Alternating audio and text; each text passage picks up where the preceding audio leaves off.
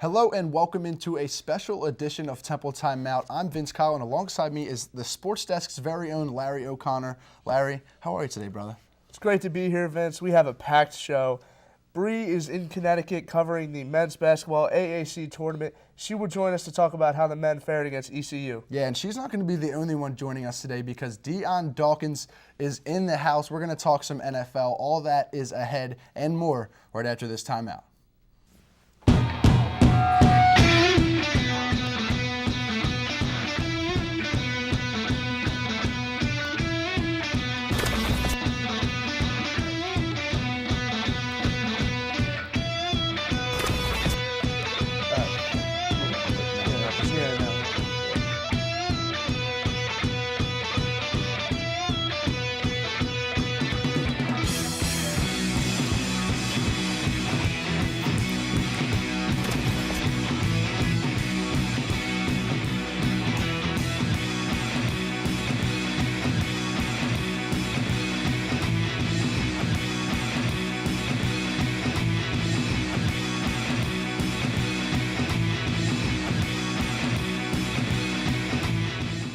Welcome back. We are going to get straight into the men's team because they had the first game of the AAC tournament last night, and honestly, Larry, it was basically a reminder of how tough this season has been for the men's basketball team.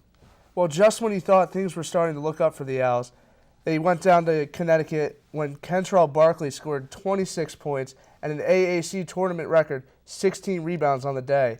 And for the Owls, Obi Anecionia scored 20 points for the first time in 24 games after he had a great start to the season. And on a positive note for the Owls, Quentin Rose had a sick dunk in the game. There it is. The Owls did fall to ECU 80-69 and are out of the AAC tournament. Yeah, so now at this point in the season, we're not even sure if the NIT is going to be, the postseason tournament that the Temple plays in. So we're now bringing on Bri Hofsass, Temple Timeout's very own, because she's joining us. She covered the game. Bri, you were up in Connecticut at the XL Center during the game, and you saw everything go down. Can you just let us know kind of what went wrong for Temple?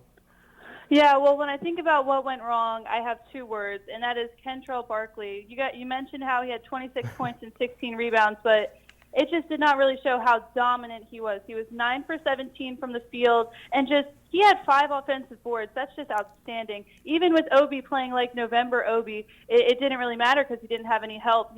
Shiz Alston was 5 for 13 from the field.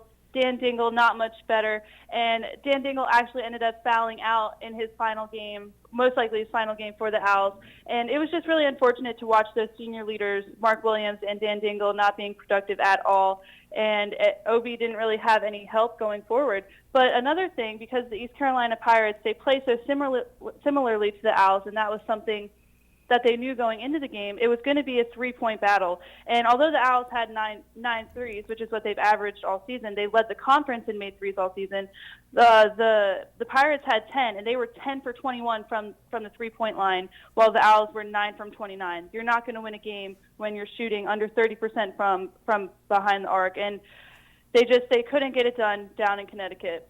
Bri, that is some big-time sideline input, and we appreciate that. It was kind of weird having you on as a guest because you're usually on the show, but thank you for coming on. This is actually the first time Temple will not make at least the NIT since 2006, 2007. But let's dive into some good news now. Let's talk a little bit of football because the Pro Day was in town at Temple, and the Temple Pavilion was honestly rocking. There was 50 scouts at this Temple Pro Day. Here's Jahad Thomas doing his 3-cone drill. Here's the 50 scouts. There was 50 of them. They represented all 32 NFL teams. And honestly, Larry, I'm going to ask you, do you see any guys maybe sliding under the radar? Well, Vince, to start off, I couldn't tell you the last time or any time all 32 NFL teams were represented at a Temple Pro Day. True. But the two guys that really highlighted it are on the defensive side of the ball. You have Praise Martin Oguike, who led the way with 30 reps of 225, not to be outdone by Avery Ellis with a vertical jump of 32 inches. Yeah, if you remember last year, 3 Owls were able to sign deals with NFL teams just from the Temple Pro Day. We're talking about Robbie Anderson, Brendan Shippen, and Kyle Friend. But, last weekend, the NFL Combine, that's really the news here. We got a program record 4 guys in the NFL Combine, and there was a seriously great showing for Temple. Yeah, Vince, we can go back and forth here talking about these guys, but we can start with Hassan Reddick, who led the way with a 4.52 40-yard dash and 11-foot 1-inch broad jump. Both of those numbers were top among defensive linemen at the Combine. Yeah, and then moving on to Dion Dawkins, he had the second fastest three-cone drill time for offensive linemen, 7.3 seconds. The 10th highest grade among prospects according to NFL.com, and he's a projected second-round selection. We're going to talk to Dion later, and he's going to tell us all about this. And then you have a guy, Jahad Thomas, who has performed outstanding at Temple. He ran a 4.62 40-yard dash and a 32-inch vertical jump. These numbers aren't outstanding, so his first 7-round probability is up in the air right now. Yeah, and then moving on to Nate Hairston, he had a 4.53 40-yard dash. That was 8th among corners. And, the scouts don't like the lack of targets he got during the season, but honestly, cornerback is a huge position of need in the NFL, so it's going to be, he really has a good shot. He looks like a solid 6th-round pick, according to CBS Sports, but we're going to have to wait until April. And what better way to help us discuss the NFL Combine than a Combine participant himself? We are welcoming on Dion Dawkins to the show. Yeah. Dion, first of all, thank you for making the time to join us. I know you've been busy with everything going on. First of all, definitely thank you, man. Oh, yeah, I appreciate you guys for having me, man. Thank you. Yeah, so first of all, to start, first question, I know we talked earlier in the season, when your whole draft thing started coming up, and you said ultimately, your end goal was to play in the NFL. What has kind of this past week and a half been like for you? Sheesh. I mean, we recently just had our Temple pro day on Wednesday, and I just got in from the Combine no more than about 6 days ago. I would say. So I mean, it's been a lot of moving around, a lot of things that I had to get done. I had to move in to my apartment, then I had to focus on ball. So it was a lot. But to practice on being a pro, you have to learn how to manage everything and just get it done. Cool. Dion, CBS Sports has you ranked as the 4th guard in the draft. You played tackle for the entirety of your career at Temple. I played guard in high school. I might be able to help you out, but how has that process been different for you? Well, I mean, it started off at the Senior Bowl, but it is extremely different. Because everything that happens at guard just happens a second faster. And I'm talking about on a field standpoint. As a guard, you got bigger guys that are right on top of you, in their set, and as a tackle, you have a half a second later to understand what the defender is gonna do. But as far as the workouts and all of that stuff, it's pretty much all of the same techniques. But I just have to know mentally that everything will happen a second or half a second faster than at tackle. All right, so last question here.